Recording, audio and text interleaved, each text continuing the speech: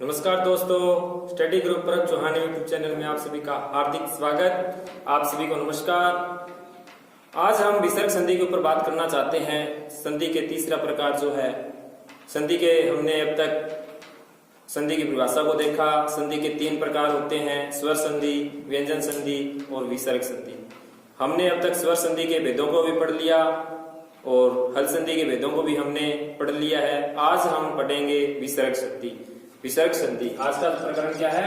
विसर्ग संधि। देखो विसर्ग संधि के लिए क्या क्या नियम है और क्या क्या उदाहरण है। तो इसके लिए सूत्र मिलता है। पहला सूत्र देखो, विसर्जन्यस्य स। ठीक है, विसर्जन्यस्य स ये क्या कहता है? विसर्जन्यस्य स देखो विसर्जन्य, पहले देखो विसर्जन्य शब्द क्या है? इसका अर्थ होता है विसर्ग। क्या होता है? विसर्ग। तो विसर्ग के स्थान पर क्या हो जाए? स हो जाए। क्या हो जाए? स हो जाए। कब हो जाए? खर प्रत्याहार परे रहने पर। खर प्रत्याहार के अंदर जो आने वाले वर्ण हैं वो पर में रहने पर। खर के अंदर कौन कौन से आते हैं? आपको मैंने बताया था, वर्ग का पहला व दूसरा, स, और स, ये जो वर्ण है ये वर्ण खर प्रत्याहार के अंतर्गत आते हैं। तो विसर्ग के स्थान पर क्या होगा? विसर्ग के स्थान पे स होगा। कब होगा? जब वर्ग का पहला व दूसरा स वर्ण बाद में हो। तो देखो अब इसके अंदर क्या है, जैसे इसका उदाहरण लेते हैं, विष्णुस्त्राता। क्या है? विष्णुस्त्राता। अब यहाँ पे आप देखो विष्णुस्त्राता के अंदर क्या कहता है? विष्णु। अब संधि विच्छेद करेंगे तो क्या बनेगा? विष्णु प्लस में त्राता। क्या बन जाएगा? विष्णु प्लस में त्राता। अब यहाँ पे आप देखो विष्णु पद है, एक त्राता है। तो अब हमें क्या कह रहा है? ये विसर्ग के स्थान पे स हो। ठीक है, कर देंगे। कब करेंगे? जब पीछे खर प्रत्याहार के अंतर्गत आने वाला वर्ण हो। तो यानी यहाँ पे क्या है? अब देखो इसके अंदर तय, पहले क्या तय है, फिर रे है और ता। इस प्रकार से ये त्राता बना है। तो यहाँ पे क्या है? पहले तय है। अब तय वर्ग का पहला वर्ण है कि नहीं है ये देखो। अब पहले वर्ण कौन कौन से हैं? पहले व दूसरे वर्ण। तो पहले वर्ण ये हो गए, दूसरे वर्ण ये हो गए। तो यानी ये जो है ये क्या है? ये खर है। ये क्या है? ये खर है। समझ गए आप? तो इसके साथ में ये स ये भी क्या है? खर होते हैं।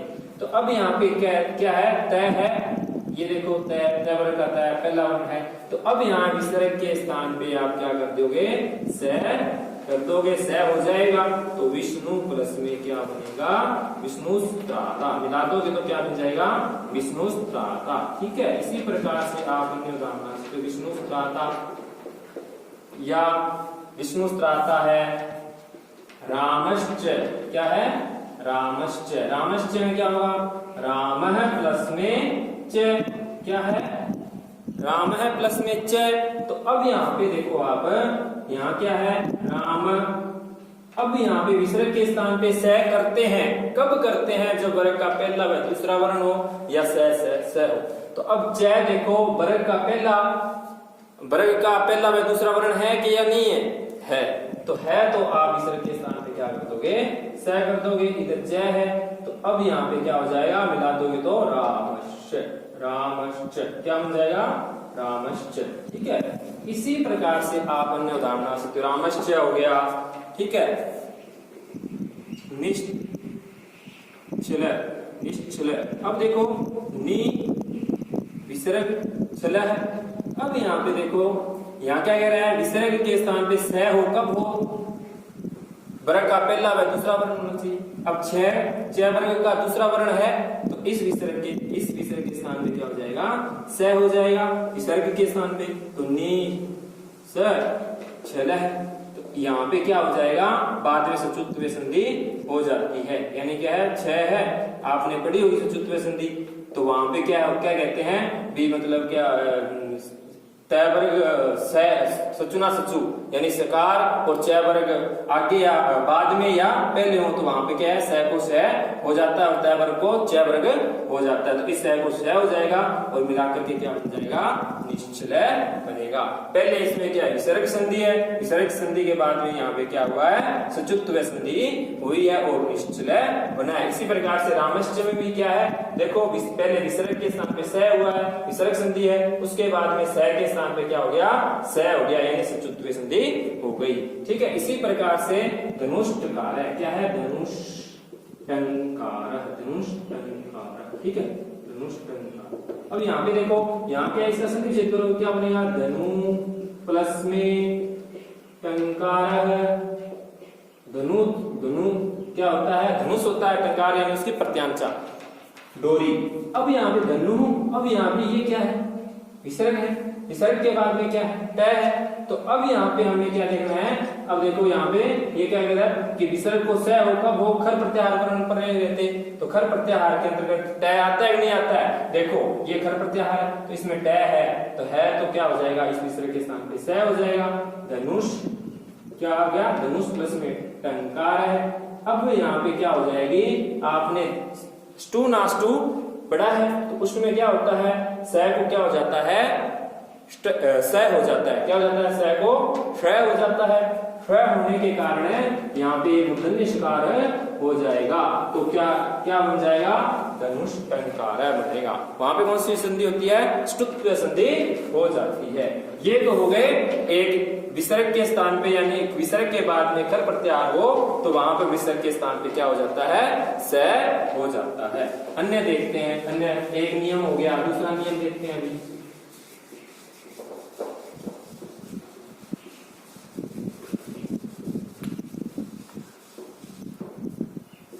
देखो विसर्ग के स्थान पर वासरी एक सूत्र है, वो क्या कहता है विसर्ग के स्थान पर विसर्ग होता है विकल्प से होता है विकल्प से। ठीक है, विकल्प से कहने का मतलब एक बार तो होगा एक बार नहीं होगा, विकल्प से होता है। ठीक है, तो अब होता है कब होगा सर प्रत्याहार परे रहते, सर प्रत्याहार परे रहते। ठीक है, परे रहते। अब सर के अंदर कौन कौन से आते हैं, सर के अंतर्गत आते हैं स और स, इस प्रकार से तीन वर्ण आते हैं। ये बाद में होंगे, जैसे यहाँ पे विसर्ग है, मान लो यहाँ क्या है विसर्ग है, विसर्ग के बाद में ये स और स, ये तीनों वर्ण हो। ठीक है, तीनों में से कोई सा वर्ण बाद में हो तो इस विसर्ग के स्थान पे क्या है एक बार विसर्ग हो जाएगा, और विसर्ग नहीं होगा तब क्या हो जाएगा विसर्ग के स्थान पे हमने जो पहला जो पढ़ा था सूत्र उसके अंदर जो पहला नियम पढ़ा था उसमें हम क्या कर रहे थे विसर्ग के स्थान पे स कर रहे थे। ठीक है, तो वहां पे फिर क्या है स हो जाएगा। जैसे इसका उदाहरण है, जैसे हम लेते हैं निसंदेह, निसंदेह। ठीक है, निसंदेह, निसंदेह। अब यहाँ पे देखो निसंदेह के अंदर निसंदेह है, तो अब यहाँ पे एक बार निसंदेह बनेगा, एक बार क्या बनेगा निसंदेह बनेगा, क्या बनेगा निसंदेह है। अब यहाँ पे देखो आप इसको संधि विच्छेद करेंगे, क्या बनेगा नी प्लस में संदेह है। अब यहाँ पे आप देखो क्या कह रहा है ये नी, यानी विसर्ग के स्थान पे विसर्ग होता है विकल्प से होता है सर परे रहते। अब यहाँ पे हमें देखना क्या है, यानी नी के बाद में क्या है विसर्ग है, उसके बाद में क्या है सर प्रत्याहार के अंतर्गत आने वाला वर्ण है जी, तो विसर्ग के स्थान पे क्या हो जाएगा विसर्ग ही हो जाएगा, विसर्ग के स्थान पे क्या हो जाएगा विसर्ग ही हो जाएगा। और संदेह है तो मिलाओ तो क्या बन जाएगा निसंदेह बनेगा, क्या बनेगा निसंदेह बनेगा। अगर विकल्प से नहीं होगा यानी विसर्ग के स्थान में विसर्ग नहीं होगा तो क्या हो जाएगा यानी विसर्ग को स हो जाएगा और क्या बन जाएगा निसंदेह भी बन जाएगा। ठीक है, इस प्रकार से निसंदेह ठीक है बन गया। और अन्य उदाहरण भी है इसका, जैसे देखो हरीश सेते, क्या है हरी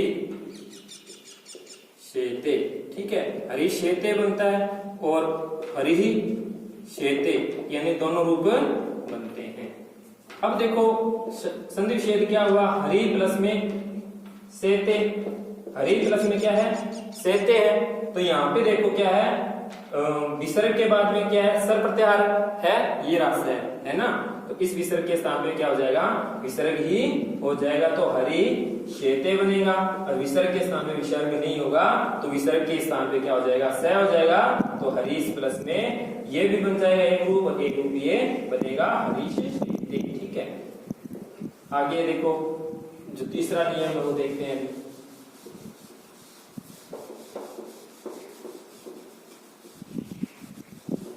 तीसरा नियम क्या कहता है, तीसरा नियम देखो, तीसरा नियम कहता है, जैसे देखो ह्रस्व, ध्यान से देखना, ह्रस्व ए वर्ण के बाद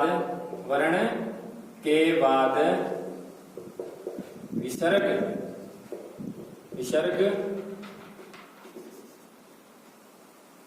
होने पर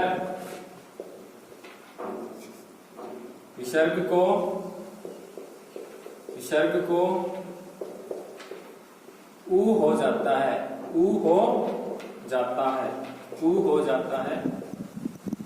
विसर्ग के बाद क्या रहे, ह्रस्व ए रहे तो समझ गए होंगे मेरी बात क्या कह रहा है। यानी ह्रस्व ए वर्ण के बाद, अब ह्रस्व ए ह्रस्व होना चाहिए, यानी दीर्घ आ नहीं होना चाहिए, प्लुत आ नहीं होना चाहिए, केवल ह्रस्व ए होना चाहिए। उसके बाद में क्या कह रहा है, ह्रस्व ए वर्ण के बाद में विसर्ग, तो ये रहा विसर्ग के बाद में क्या कह रहा है, विसर्ग होने पर विसर्ग को क्या हो जाता है, ऊ हो जाता है, क्या हो जाता है, ऊ हो जाता है। और हो जाता है विसर्ग के बाद ह्रस्व ए, क्या है यहाँ पे आगे क्या है, इस विसर्ग के बाद में क्या रहना चाहिए, ह्रस्व ए ही रहना चाहिए, ये कंडीशन होगी। ठीक है, ये पैटर्न होगा।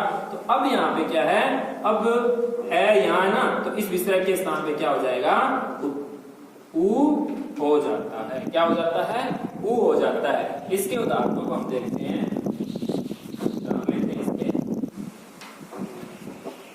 जैसे देखो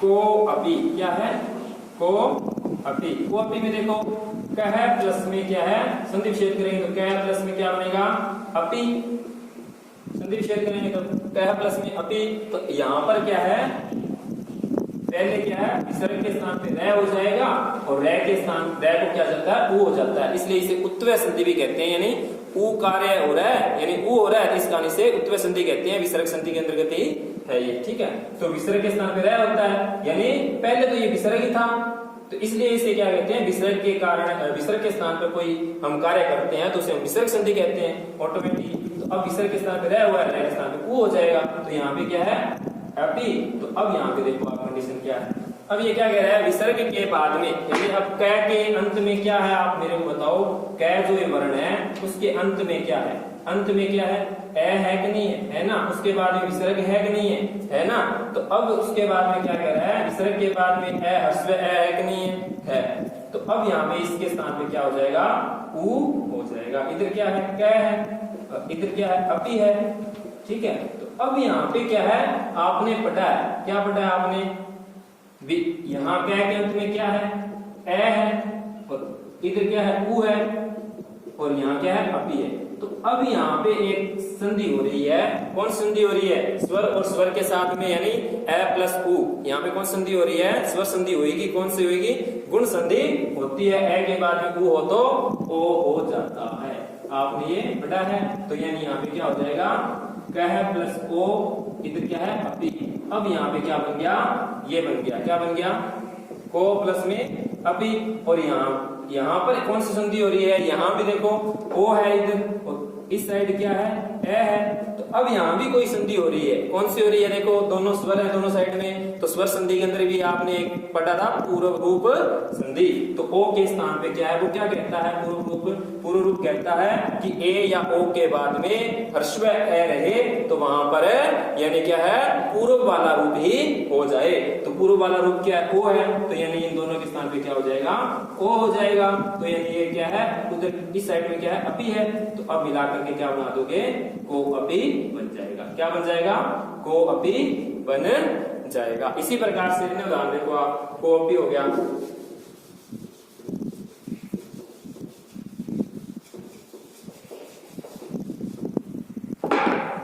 जैसे मैं उदाहरण लेता हूं और रामो एवदत्, रामो एवदत्। अब क्या है, राम है, फिर आगे क्या है, एवदत् है।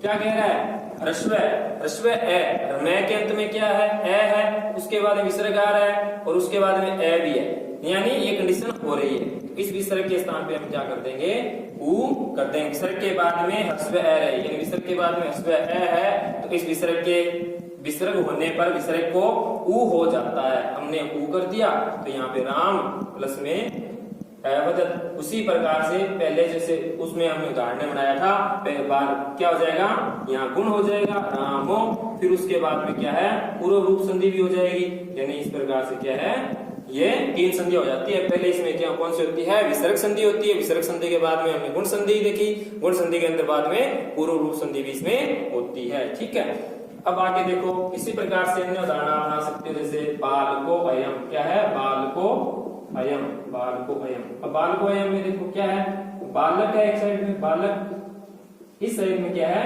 बालक प्लस में अयम, तो बालक प्लस में अयम, यहाँ क्या है, बालक है ना। तो अब यहाँ पे देखो, इसके क्या के अंत में क्या ए है और आगे क्या विसर्ग दे रखे हैं, उसके बाद में ह्रस्व ए भी है, तो यानी ये कंडीशन है हो रही है। यहाँ पे मैंने जो पैटर्न लिखा था, तो उसके विसर्ग के स्थान पे क्या हो जाएगा, ऊ हो जाएगा। ऊ होने के बाद में बालक प्लस में क्या है, ऊ, और इधर क्या है, अयम है। अब यहाँ पे क्या हो जाएगा, पहले गुण हो जाएगा, गुण होने के बाद में पूर्व रूप संधि होकर के बालको अयम बन जाएगा। इसके लिए विसर्ग संधि के लिए बहुत है, कल हम विसर्ग संधि का पार्ट 2 पढ़ेंगे, उसके अंतर्गत कुछ नियम हमारे रह गए हैं, तो हम उन नियमों को विसर्ग संधि का जो पार्ट 2 है उसके अंदर पढ़ेंगे। हंसते रहिए, मुस्कुराते रहिए, लॉकडाउन के नियमों का पालन कीजिए, नारी का सम्मान कीजिए, बड़ों का आदर कीजिए, स्वस्थ रहें, सुरक्षित रहें। जय हिंद। इसी चैनल पर हम दोबारा कल आपसे रूबरू होंगे।